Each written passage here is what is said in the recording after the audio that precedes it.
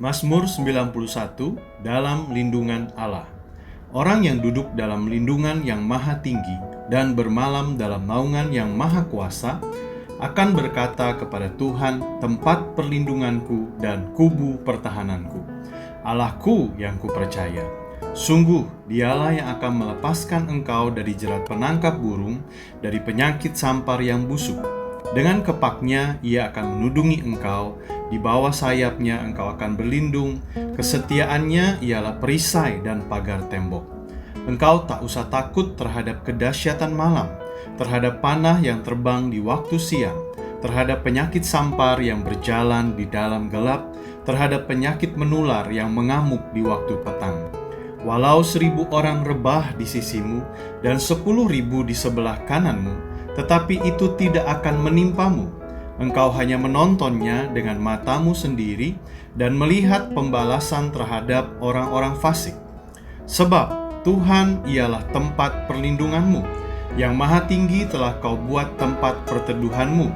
Malapetaka tidak akan menimpa kamu, dan tulah tidak akan mendekat kepada kemahmu.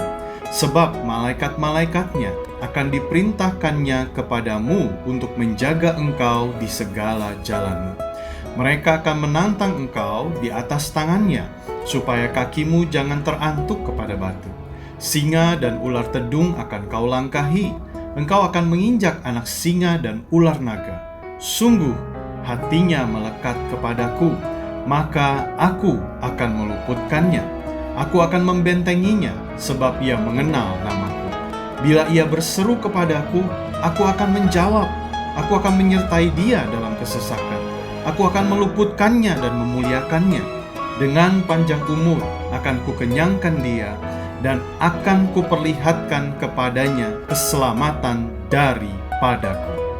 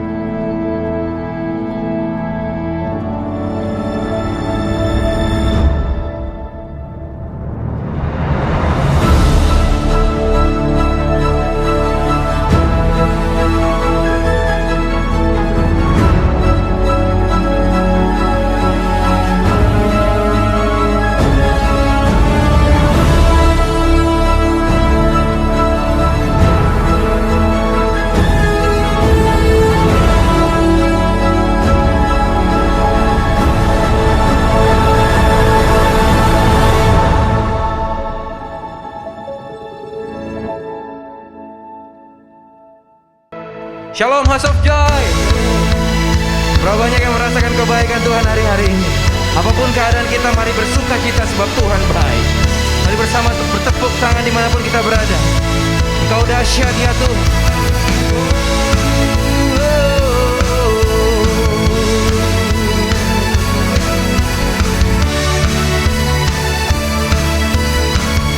Mari bersama-sama katakan, tak terbayang kebesaran-Mu dan tak terbanding kekuatan-Mu Tuhan. Kau megah bagiku.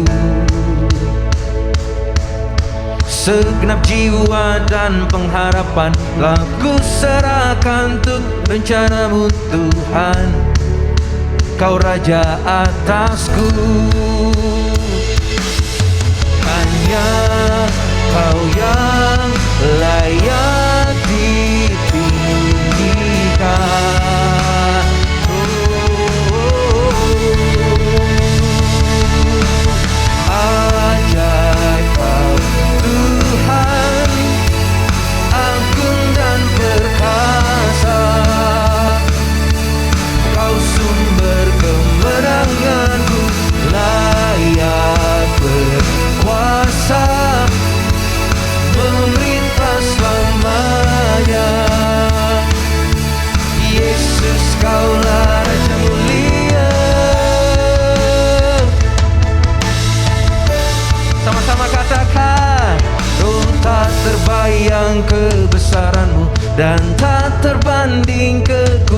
caramu Tuhan, Kau megah bagiku. Segenap jiwa dan pengharapan telah ku serahkan untuk rencanamu Tuhan. Kau Raja atasku, semuanya hanya Kau yang layak ditinggikan.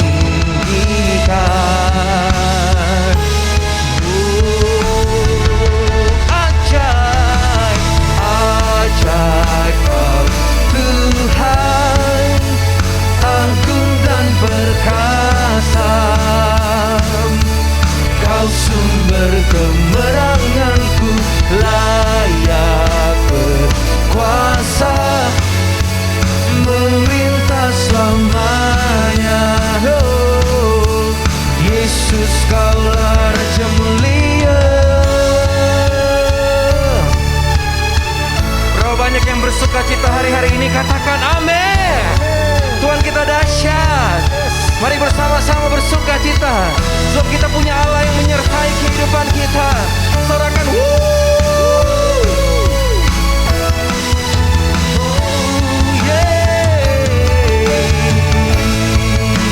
semuanya katakan ajaib Kau Tuhan, agung dan perkasa. Kau sumber kemenanganku, layak berkuasa, memerintah selamanya.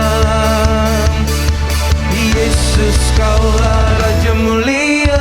Ajaib Kau Tuhan, agung dan perkasa. Kau sumber kemenanganku, layak berkuasa, memerintah selamanya. Oh, Yesus, Kaulah Raja mulia. Raja, Raja mulia. Oh, semuanya katakan Raja mulia. Kau dahsyat Tuhan.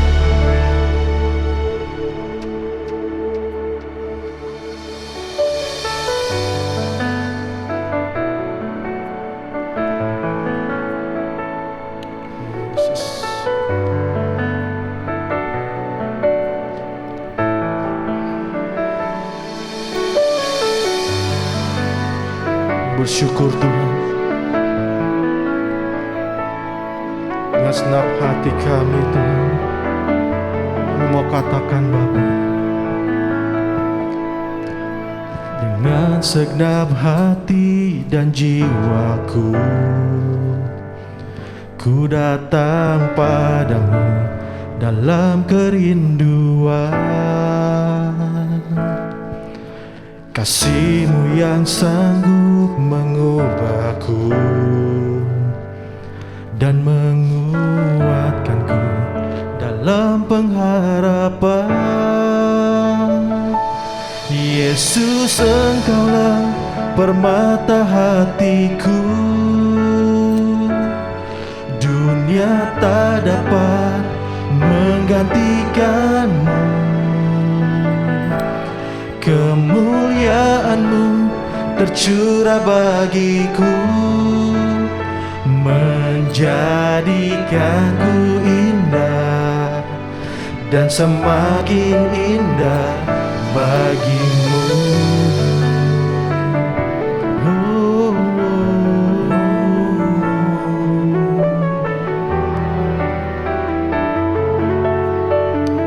kami mau katakan lebih lagi. Dengan segenap hati dan jiwaku, ku datang padamu dalam kerinduan. Kasih-Mu yang sanggup mengubahku dan menguatkanku dalam pengharapan. Yesus, Yesus, Engkaulah permata hatiku. Dunia tak dapat menggantikanmu. Kemuliaan-Mu tercurah bagiku, menjadikanku indah dan semakin indah. Yesus, Engkaulah permata hatiku. Dunia tak dapat menggantikanmu. Kemuliaan-Mu tercurah bagiku, menjadikanku indah dan semakin indah bagimu.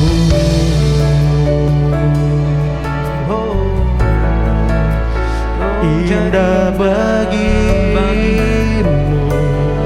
ya Tuhan.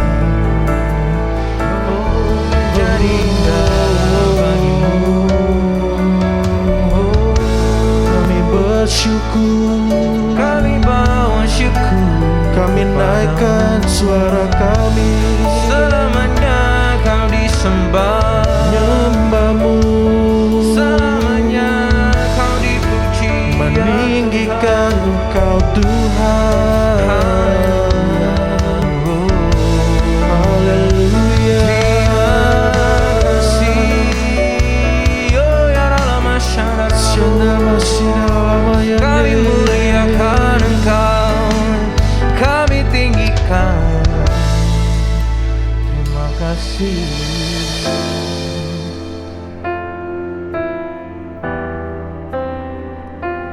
Kami sadar kami ada karena Engkau ya Tuhan.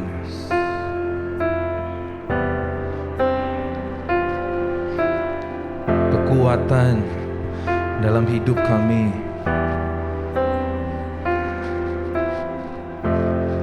Terima kasih ya Tuhan.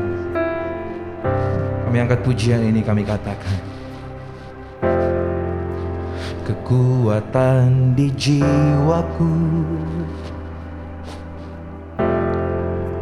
ketenangan di batinku, ada dalam hadirat-Mu, ku menyembah-Mu.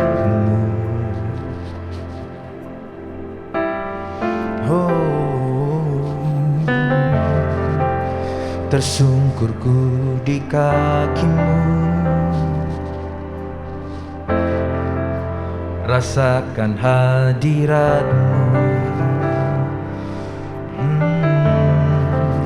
Takkan ku melepaskan-Mu, Kau cahaya bagiku, mengiring-Mu seumur hidupku, masuk dalam rencana-Mu Bapa.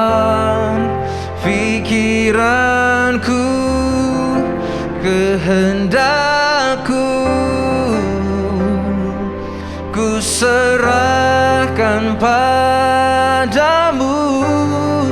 Harapanku hanya di dalam-Mu, ku kan teguh bersama-Mu Tuhan. Jadikan ku bejana-Mu untuk memuliakan-Mu.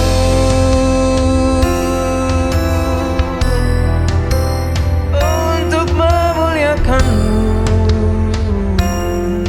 Kami bawa syukur kami Tuhan, kami bawa pujian ini, kami katakan tersungkurku di kaki-Mu, rasakan hadirat-Mu. Oh, takkan ku melepaskan-Mu, Kau cahaya bagiku, mengiring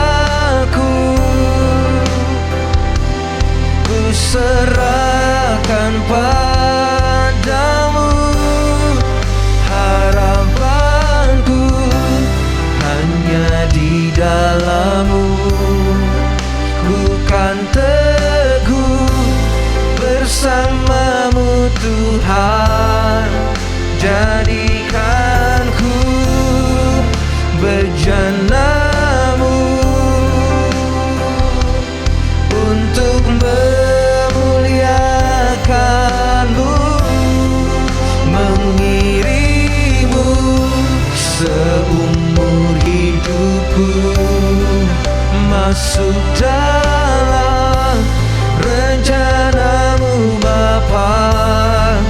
Pikiranku, kehendakku, ku serahkan padamu. Harapanku hanya di dalam-Mu. Ku kan teguh bersama-Mu Tuhan. Jadikan ku bejana-Mu untuk memuliakan-Mu, untuk memuliakan-Mu, memuliakan-Mu, untuk memuliakan-Mu.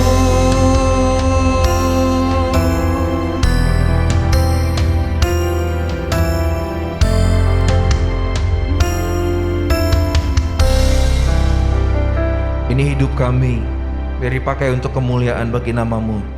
Hati kami siap ya Tuhan, ditaburi dengan kebenaran firman-Mu. Kami bersyukur di dalam nama Yesus kami berdoa. Sama-sama kita katakan amin.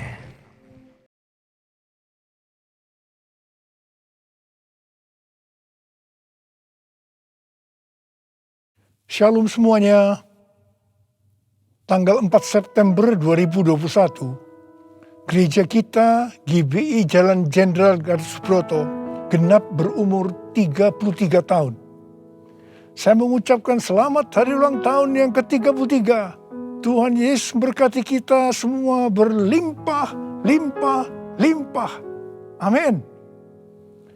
Pesan Tuhan untuk memasuki tahun yang ke-34 terdapat dalam Kolose 3 ayat 1 sampai dengan 4. Demikian bunyinya. Karena itu, kalau kamu dibangkitkan bersama dengan Kristus, carilah perkara yang di atas, di mana Kristus ada, duduk di sebelah kanan Allah. Pikirkanlah perkara yang di atas, bukan yang di bumi. Sebab kamu telah mati, dan hidupmu tersembunyi bersama dengan Kristus di dalam Allah. Apabila Kristus yang adalah hidup kita menyatakan diri kelak, kamu pun akan menyatakan diri bersama dengan Dia di dalam kemuliaan. Kita harus mencari dan memikirkan perkara-perkara di atas, bukan yang di bumi. Supaya pada waktu Tuhan Yesus menyatakan diri kelak, artinya pada waktu Tuhan Yesus datang untuk menjemput gerejanya, kita juga akan menyatakan diri bersama dengan Tuhan Yesus di dalam kemuliaannya, yang artinya kita juga akan ikut dalam pengangkatan dan akan masuk surga. Memikirkan dan mencari perkara yang di atas, artinya kita harus menilai, mempertimbangkan, dan memikirkan segala sesuatu dari sudut pandangan kekekalan dan surga. Memikirkan dan mencari perkara yang di atas, artinya kita harus berpikir dan bertindak sesuai dengan pikiran dan tindakan Kristus. Ini kita lakukan karena kita ada bersama dengan Kristus. Kita akan terus melakukan dengan setia, karena Kristus adalah hidup kita, sampai kita bertemu dengan Dia dalam kemuliaannya, yaitu pada waktu Dia datang kembali untuk menjemput gerejanya. Perkara yang di bumi dapat berbicara tentang hidup yang duniawi, yang dinyatakan dalam rupa perintah, peraturan, dan ajaran yang tidak membawa seseorang kepada pengenalan akan Kristus. Perkara yang di bumi juga bisa diartikan segala sesuatu yang berada dalam pikiran, perkataan, perbuatan yang merupakan sifat manusia lama, sehingga bertentangan dengan kehendak Allah. Supaya kita bisa memikirkan dan mencari perkara yang di atas, maka kita harus mempunyai hubungan yang intim dengan Tuhan. Hati kita harus melekat kepada Tuhan. Banyak berdoa, memuji dan menyembah Tuhan. Kita harus memiliki kasih yang semula. Kita harus melakukan kehendak Bapa di sorga. Kita harus hidup berintegritas. Sekali lagi, saya akan mengingatkan kita semua bahwa dalam menghadapi masalah apapun juga, kita harus tetap meresponi dengan memikirkan dan mencari perkara yang di atas, bukan dengan perkara yang di bumi. Yang ku mau hanya menyenangkanmu, biarlah seluruh hidupku berkenan kepadamu. Bukan emas, perak bahkan permata, namun kau segalanya yang terbaik di dalam hidupku. Haleluya, terpujilah Tuhan. Haleluya, kekal selamanya. Haleluya, terpujilah Tuhan Allah Maha Kuasa. Allah Maha Kuasa. Allah Maha Kuasa.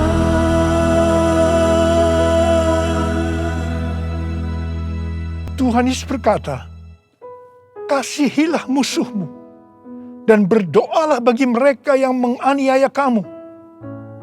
Karena dengan demikian, kamu adalah anak-anak Bapamu yang di sorga. Apabila kamu mengasihi orang yang mengasihi kamu, apakah upahmu? Bukankah pemungut cukai juga melakukan demikian?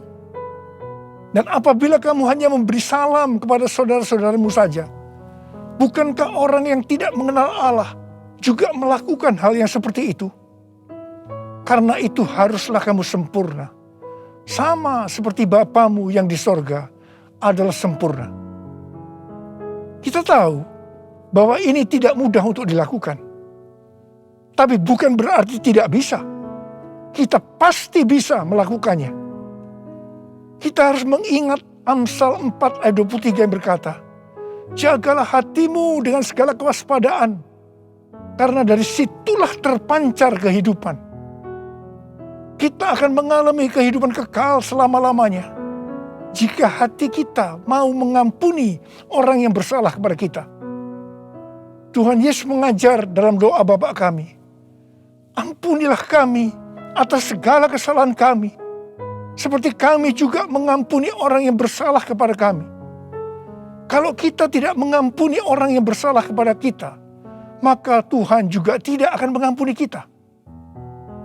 1 Yohanes 3 ayat 14 dan 15 berkata, kita tahu bahwa kita sudah berpindah dari dalam maut ke dalam hidup, yaitu karena kita mengasihi saudara kita.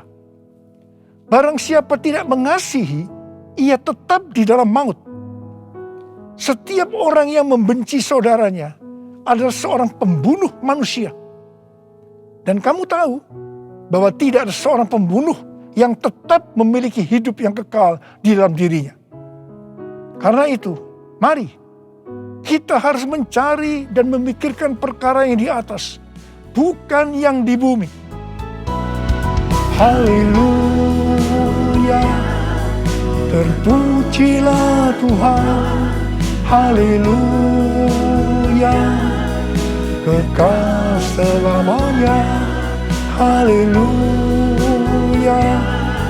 terpujilah Tuhan Allah Maha Kuasa. Allah Maha Kuasa. Allah Maha Kuasa.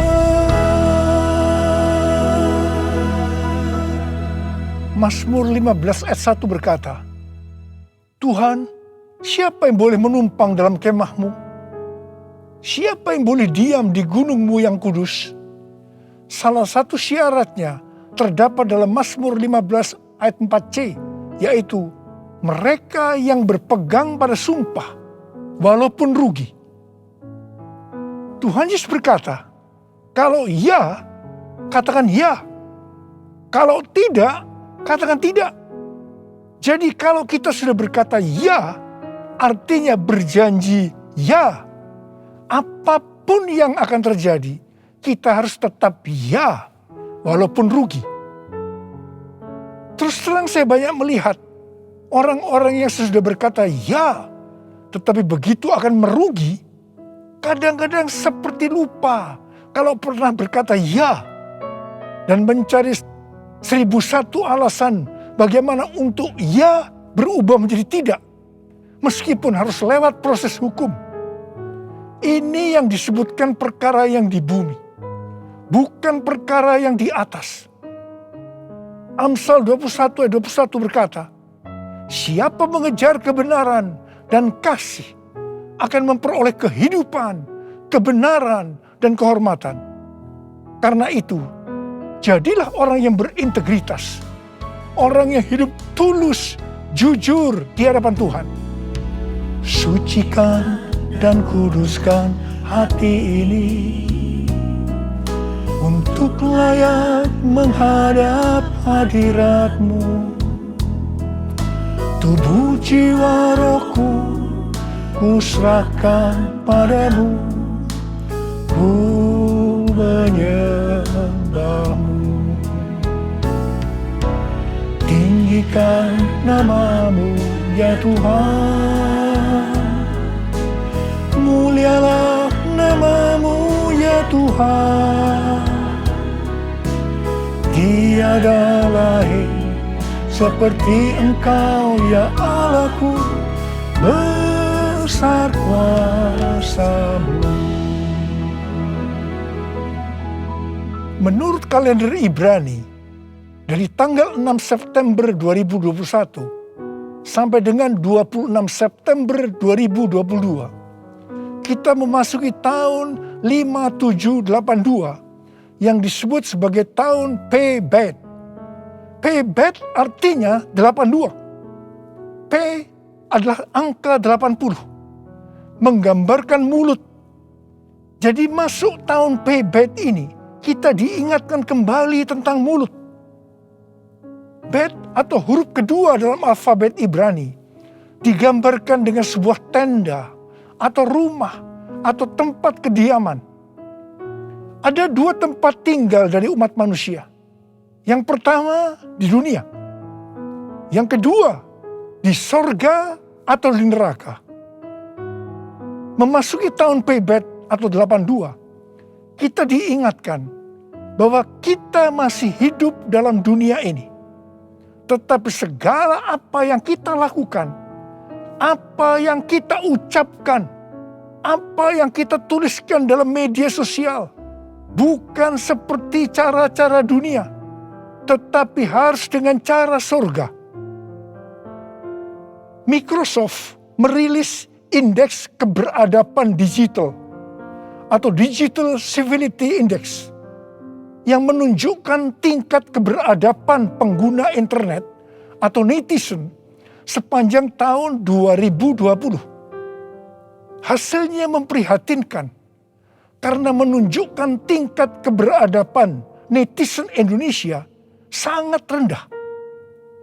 Berdasarkan laporan survei dari 16.000 responden di 32 negara antara bulan April sampai Mei 2020. Ini menunjukkan Indonesia ada di peringkat ke-29 terburuk di Asia Tenggara.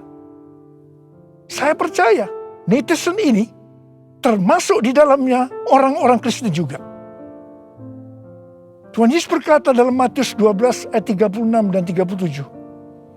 Tetapi aku berkata kepadamu, setiap kata sia-sia yang diucapkan orang harus dipertanggungjawabkannya pada hari penghakiman. Karena menurut ucapanmu engkau dibenarkan, dan menurut ucapanmu pula engkau akan dihukum. Tuhan Yesus akan segera datang kembali. Mari Saya mengajak kita semua untuk berhati-hati dengan mulut kita. Juga dengan apa yang kita tuliskan di media sosial. Apakah itu hoax atau ujaran kebencian, supaya jangan kita dihukum. Amsal 21 ayat 23 berkata, siapa memelihara mulut dan lidahnya, memelihara diri daripada kesukaran.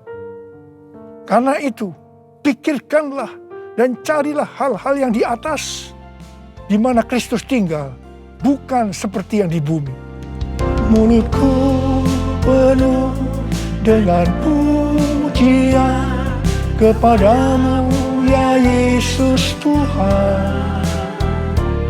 Sepanjang hari ku beri penghormatan kepadamu, ya Allahku.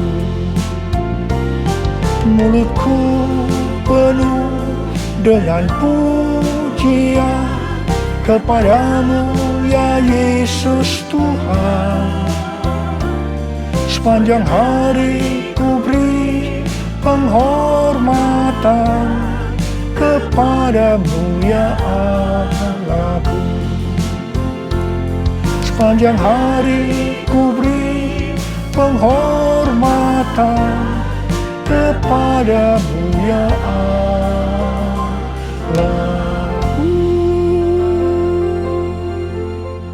1 Korintus 6 ayat 19 berkata, atau tidak tahukah kamu bahwa tubuhmu adalah bait Roh Kudus yang diam di dalam kamu, Roh Kudus yang kamu peroleh dari Allah, dan bahwa kamu bukan milik kamu sendiri? Roma 14 ayat 8 berkata, sebab jika kita hidup untuk Tuhan, dan jika kita mati untuk Tuhan. Jadi baik hidup atau mati, kita adalah milik Tuhan. Kita yang sudah dimeteraikan oleh Roh Kudus adalah milik Tuhan. Jadi kita hidup untuk Tuhan. Kita mati untuk Tuhan. Tuhan menghendaki agar kita menjadi serupa dengan gambarnya. Jadi dia harus makin besar dan kita harus semakin kecil. Biarlah orang melihat Kristus yang ada di dalam kita. Ada seorang hamba Tuhan dari Inggris yang bernama Smith Wigglesworth. Dia dikenal sebagai Rasul Iman.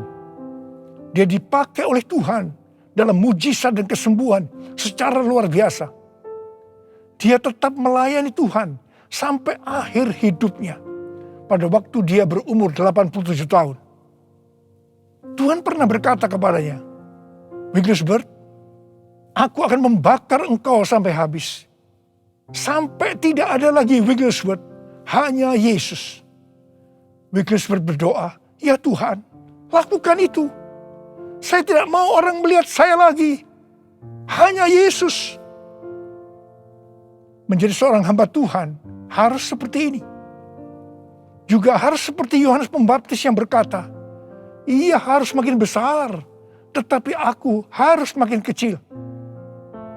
Karena itu hari-hari ini kita melihat baptisan api sedang turun, membakar habis keakuan kita, kedagingan kita, sehingga kita akan semakin kecil. Ia semakin besar. Waktu sebelum pandemi COVID-19, saya melihat perlombaan gereja-gereja untuk menjadi yang paling besar, paling terkenal. Dan kita melihat bahwa perlombaan itu sudah dihentikan oleh Tuhan sejak kita memasuki pandemi. Tetapi di tengah-tengah pandemi ini muncul satu fenomena baru, yaitu terjadi perlombaan untuk mencari views dengan bermacam-macam motivasi dan kepentingan. Saya percaya ketika ditanya, jawabnya pasti ini untuk kemuliaan Tuhan. Bukan rahasia lagi.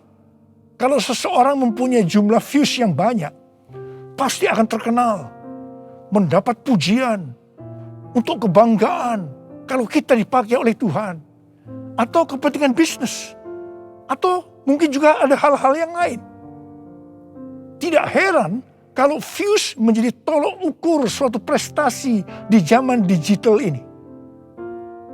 Sehingga banyak orang yang berlomba-lomba menggunakan segala cara dunia untuk mendapatkan hal tersebut. Seperti beli followers, beli like, atau bahkan memaksa orang menonton konten kita. Saya berdoa supaya bukan karena views kita membuat konten, tetapi karena ada kuasa daripada Tuhan yang menggerakkan kita. Sehingga ketika orang menonton konten yang kita buat, di situ ada aliran kehidupan yang mengisi mereka yang menonton. Hari-hari ini Tuhan mengingatkan kepada kita sebagai hamba Tuhan agar berhati-hati. Kalau kita ingat bagaimana cara perlombaan gereja sebelum masa pandemi itu dihentikan oleh Tuhan, maka kita harus berhati-hati agar kita tidak mengulangi kesalahan yang sama. Saya mengajak agar kita introspeksi, memeriksa diri kita. Saya bertanya, kalau kita melihat views kita banyak, apakah kita benar-benar berkata, ini adalah untuk kemuliaan Tuhan? Atau kita berbangga hati karena ini dianggap ukuran Tuhan memakai kita? Tuhan Yesus mengingatkan kita dalam Lukas 6 ayat 26. Celakalah kamu jika semua orang memuji kamu. Karena secara demikian juga nenek moyang mereka telah memperlakukan nabi-nabi palsu.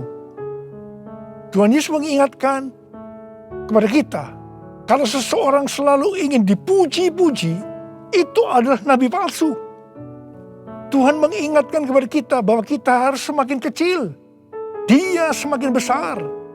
Kita harus semakin menjadi seperti gambarnya. Karena itu, Tuhan hari-hari menurunkan baptisan api, di mana itu akan membakar atau menghancurkan keakuan kita. Menjadi seperti Kau, Yesus, menjadi seperti Kau, Yesus, menjadi sempurna dalam seluruh hidupku, menjadi seperti Kau, Yesus, menjadi seperti Kau, Yesus, menjadi sempurna dalam seluruh hidupku.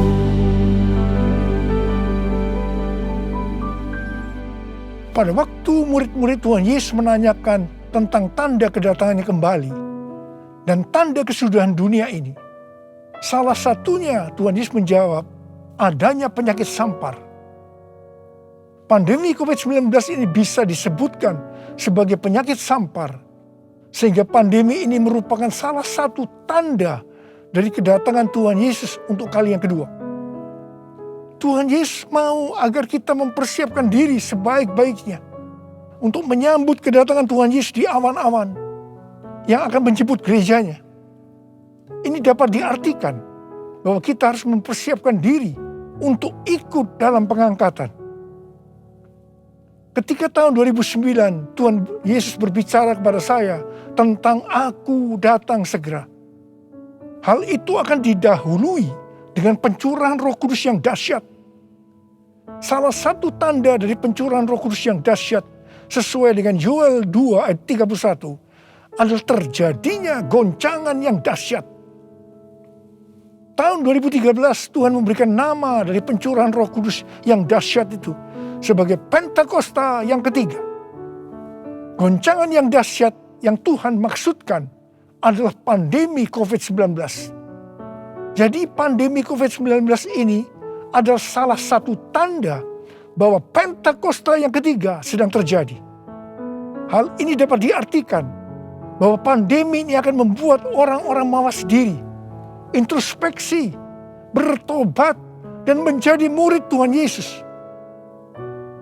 Pada waktu Roh Kudus dicurahkan di kamar loteng Yerusalem, maka terdengar seperti tiupan angin keras, dan tampaklah lidah-lidah seperti nyala api yang hinggap pada 120 murid Tuhan Yesus. mereka dibaptis dengan Roh Kudus, yang juga dapat diartikan mereka mengalami baptisan api. Hal seperti ini juga terjadi hari-hari ini. Pada Pentakosta ketiga, kita juga sedang mengalami baptisan api. Pandemi adalah salah satu wujud dari baptisan api. Saya terkesan dengan pidato Bapak Presiden Jokowi pada sidang tahunan 16 Agustus 2021 yang berkata, krisis, resesi, dan pandemi seperti api.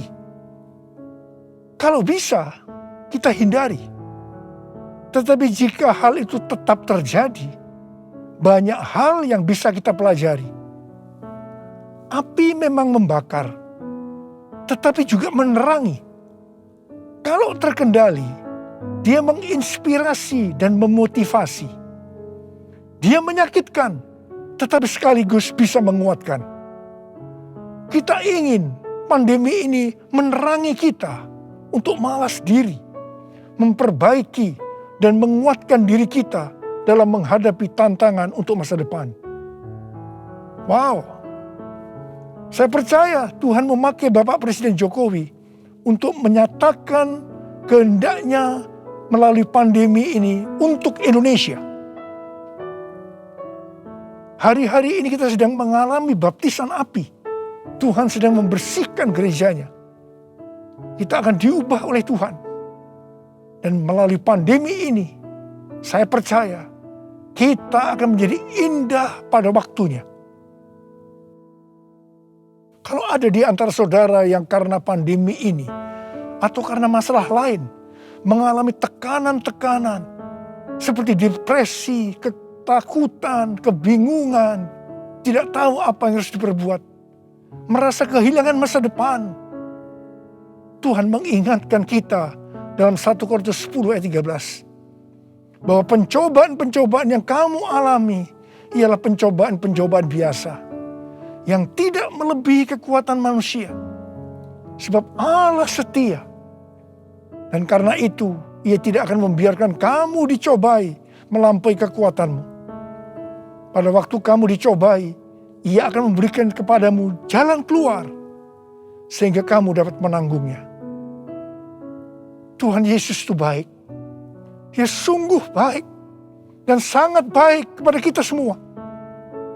Tuhan Yesus merindukan pada saat Dia datang di awan-awan untuk menjemput gerejanya. Kita akan ikut dalam pengangkatan dan masuk surga. Karena kita memikirkan dan mencari perkara-perkara yang di atas, di mana Kristus ada, duduk di sebelah kanan Allah Bapa. Holy, holy, are you Lord God Almighty? Worthy is the Lamb, worthy is the Lamb. You are holy, holy, are you Lord God Almighty? Worthy is the Lamb, worthy is the Lamb. Amin. Mari kita angkat tangan kita, berbahasa roh, saudara. Kita berbahasa roh. Oh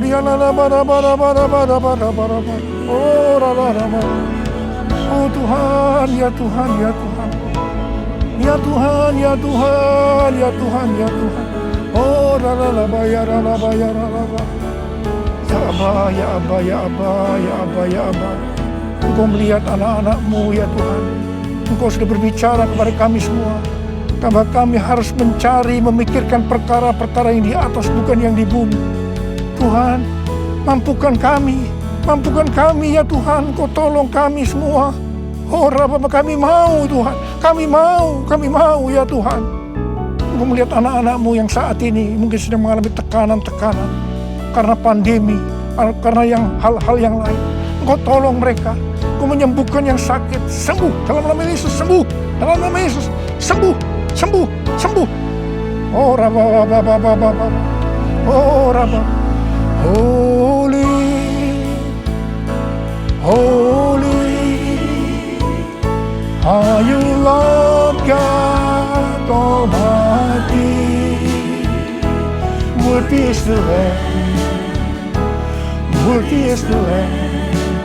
You are holy, holy are you, Lord God Almighty. Worthy is the Lamb,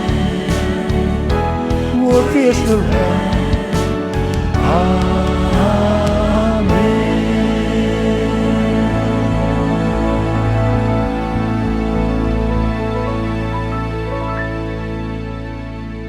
Mari saudara-saudara, kita akan masuk dalam perjamuan kudus.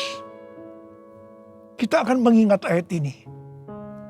Sebab setiap kali kamu makan roti ini dan minum cawan ini, kamu memberitakan kematian Tuhan sampai Ia datang.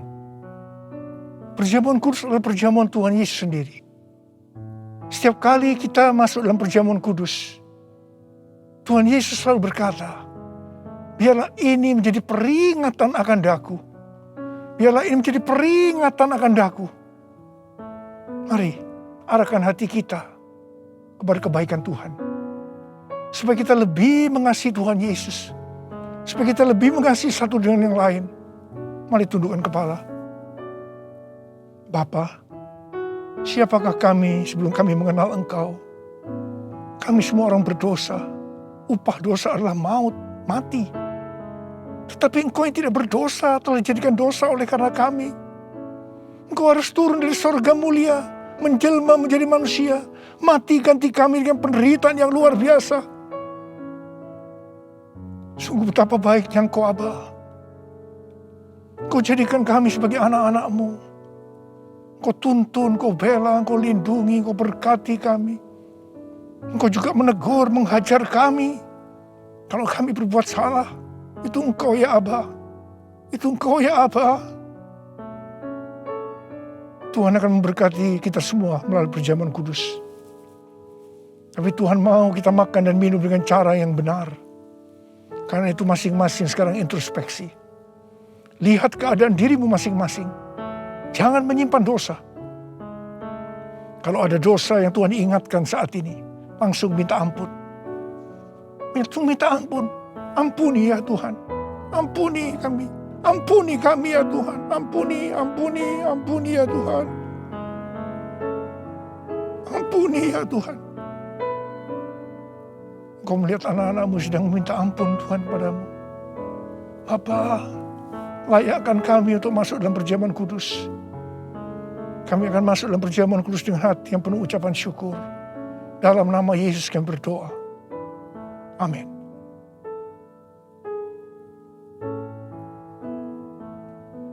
Sebab apa yang telah kuteruskan kepadamu, telah aku terima dari Tuhan.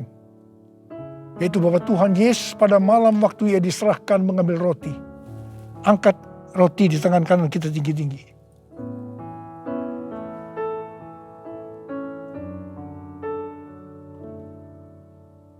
Dan sesudah itu Ia mengucap syukur atasnya. Dia memecah-mecahkannya dan berkata, inilah tubuhku yang diserahkan bagi kamu. Perbuatlah ini menjadi peringatan akan aku. Sudah dikasih Tuhan. Bukankah roti yang kita pecah-pecahkan ini adalah persekutuan kita dengan tubuh Kristus. Mari kita makan dalam nama Yesus.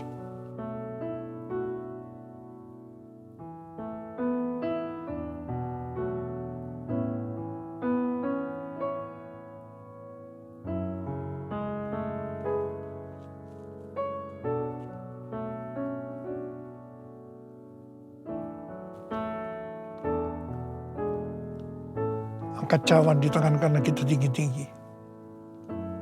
Demikian juga Ia mengambil cawan sesudah makan lalu berkata, cawan ini adalah perjanjian baru yang dimeterkan oleh darahku. Perbuatlah ini setiap kali kamu meminumnya menjadi peringatan akan aku. Sudah dikasih Tuhan. Bukankah cawan pengucapan syukur yang atasnya kita ucapkan syukur adalah persekutuan kita dengan darah Yesus. Mari kita minum dalam nama Yesus.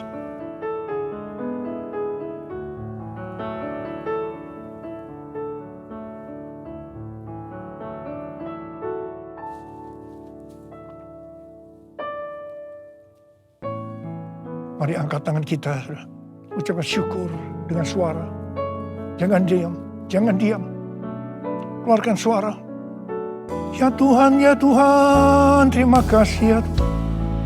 Oh ralada bakana maya ralaba ya ralaba. Oh ralaba ya ralaba ya ralaba ya ralaba. Tuhan terima kasih.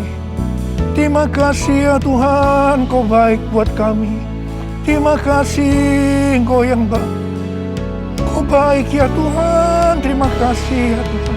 Oh Rabb, terima kasih Yesusku. Terima kasih Yesusku. Puji syukur hanya bagi Tuhanku. Terima kasih Yesusku. Terima kasih Yesusku. Puji syukur hanya bagi Tuhanku. Terima kasih ya Tuhan. Terima kasih Yesusku. Terima kasih Yesusku. Puji syukur hanya bagi Tuhanku. Terima kasih Yesusku. Terima kasih Yesusku. Puji syukur hanya bagi Tuhanku. Puji syukur hanya bagi Tuhanku. Puji syukur hanya bagi Tuhanku.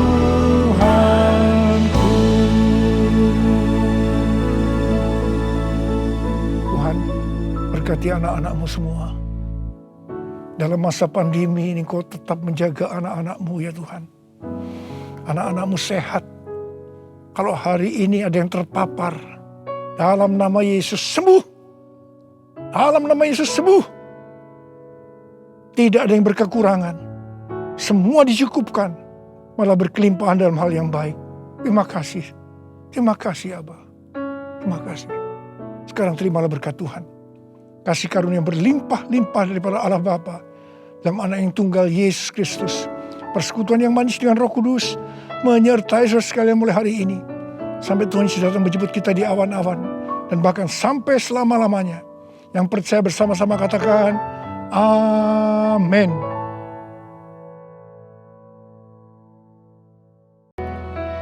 Apa yang dimaksud dengan Pentakosta ketiga? Pentakosta ketiga adalah pencurahan Roh Kudus yang dahsyat di zaman sekarang melebihi yang terjadi di Azusa Street. Pentakosta ketiga akan mengakibatkan penuaian jiwa yang terbesar dan yang terakhir sebelum Tuhan Yesus datang kembali. Pentakosta ketiga akan membangkitkan generasi Yeremia, yaitu anak-anak muda yang dipenuhi Roh Kudus, cinta mati-matian kepada Tuhan Yesus, tidak kompromi terhadap dosa, dan akan bergerak untuk memenangkan jiwa. Pentakosta ketiga lahir di Indonesia dan bergerak ke bangsa-bangsa. Gerakan ini dari timur ke barat dan akan kembali ke Yerusalem. Pentakosta ketiga akan memberikan kuasa untuk menyelesaikan amanat agung, dan setelah itu Tuhan Yesus datang kembali.